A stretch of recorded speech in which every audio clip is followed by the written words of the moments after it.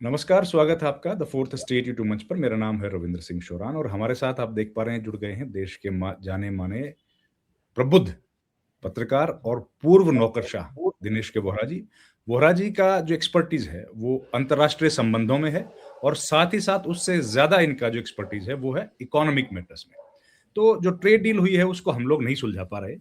मुझे लगा कि बोहरा साहब उसके एक-एक धागे को खोल देंगे और इनका 1-2 प्रोग्राम हमने देखा, उसमें भी इन्होंने खोला।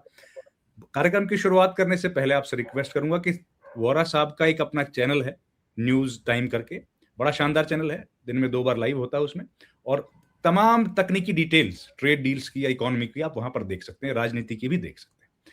तो सर नमस्कार, आपका बहुत बहुत स्वागत है सर।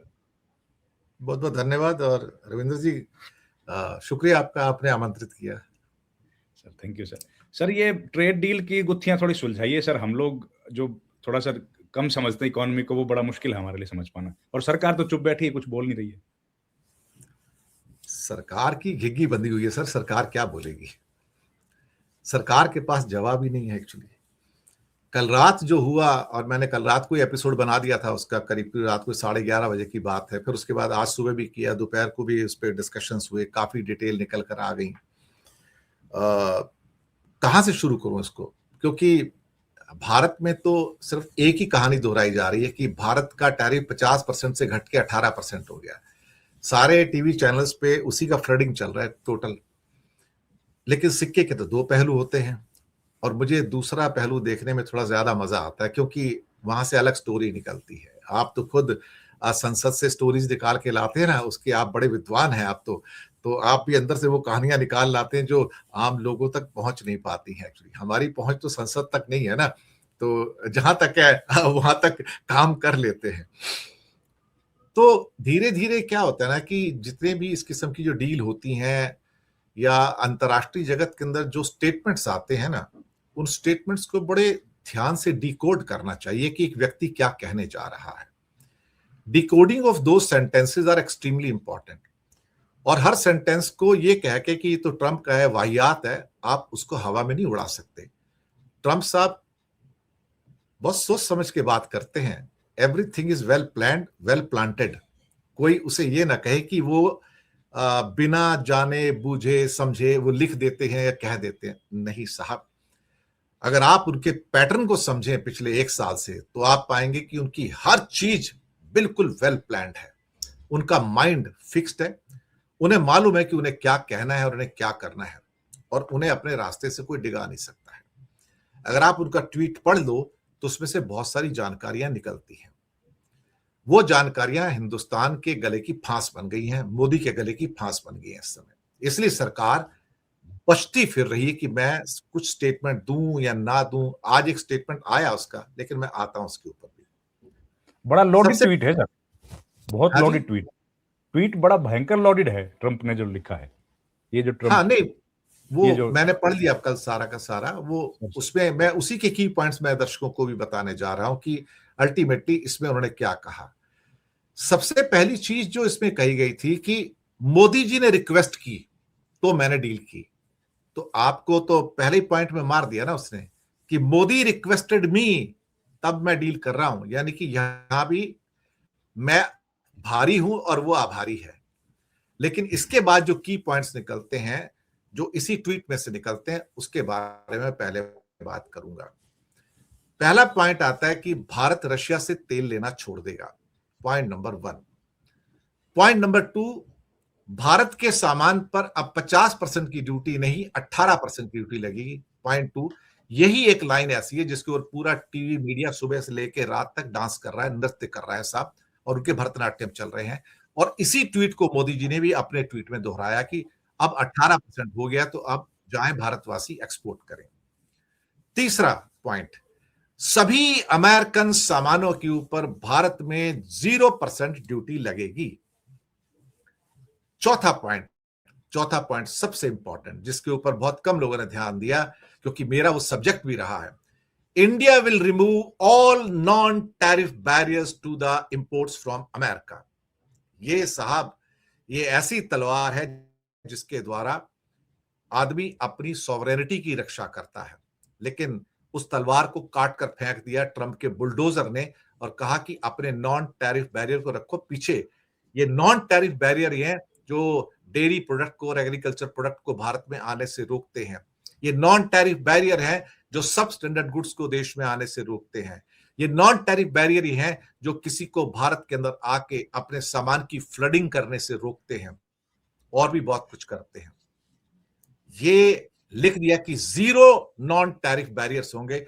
इसने मुझे चौंकाया, अचंभित किया और मैंने कहा कि ये कैसे भारत ने एक्सेप्ट कर लिया यार, ये तो हो ही नहीं सकता कभी। उसके बाद India will buy agriculture and dairy goods and then India will buy goods more than 500 billion from USA. चलिए ये तो ठीक बात थी, लेकिन मोदी जी ने इन 6 पॉइंट्स में से सिर्फ एक पॉइंट उठाया कि भारत का जो ड्यूटी थी वो 18% आ गई। बाकी रशिया का तेल का मुद्दा नहीं दिया, 0% नहीं दिया, नॉन टैरिफ नहीं दिया, एग्रीकल्चर नहीं दिया, डेयरी प्रोडक्ट नहीं दिया। मोदी बिकम सेलेक्टिव क्योंकि उनको सूट नहीं करता था और भारत में मीडिया से कहा गया सिर्फ एक इस लाइन को दोहराना है। चलिए साहब, अच्छी बात है। ब्रॉड एग्रीकल्चरल एक्सेस, ये अब कुछ चीजें जो आई हैं जो मेरे पास एग्रीकल्चर मिनिस्ट्री अमेरिका से आई हैं और वहां का जो मिनिस्टर है उन्होंने क्या कहा है कि India has committed to granting greater market access for US agricultural products including corn and soybean. यानी कि भारत कपास के साथ साथ कॉर्न और सोयाबीन भी अब खरीदेगा। इसके बाद कहते हैं कि डेयरी प्रोडक्ट जो कि रेड लाइन है भारत की और जहां नॉन वेज प्रोटीन नगेट्स दिए जाते हैं उनको, तो कहा कि ये तो है, इसके कारण हम नहीं खरीदते, लेकिन अब भारत ये लेगा लिक्विड मिल्क छोड़ के, उसके जितने प्रोडक्ट्स हैं वो सब खरीदेगा, यानी कि वो भी 0% पे। इसके बाद पहला लॉस प्रोपोजिशन आता है डेयरी को कि भारत के डेयरी सेक्टर को शुरुआती दौर में ही 1 लाख करोड़ से ज्यादा का नुकसान होगा, जो हमारे फार्मर्स का नुकसान होगा एकदम से। ये इनिशियल एस्टीमेट आ गए हैं, पहले से डिटेल आने बाकी है। 1 लाख करोड़ से ऊपर का लॉसेस इमीडिएट सेंस में भारत के डेयरी फार्मर्स को होगा। वहां के एग्रीकल्चर मिनिस्टर जिनका नाम है ब्रूक रॉलिंस, एक्चुअली है तो सेक्रेटरी वो, लेकिन वहां पे सेक्रेटरी जो होते हैं मिनिस्टर ही होते हैं।